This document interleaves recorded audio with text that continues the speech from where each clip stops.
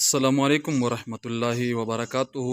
مسلمانانو، نن 1 مئی 2024 چې په نامه د یوم مزدور باندې یادېږي.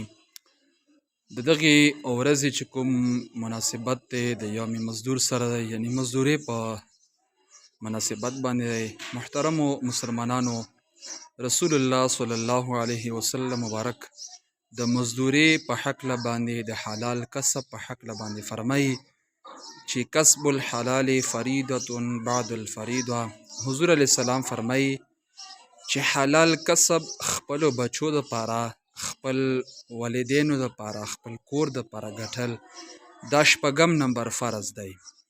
یعنی مقصد دا چې دا یو لوی عبادت دی، په دې کې اجر دی، په دې کې ثواب دی.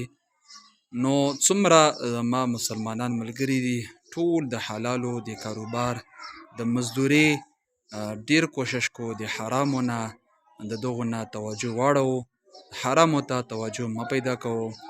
رب العالمین دې د ټولو په کاروبارونو کې خیر او برکت واچوي. جزاکم الله خیره.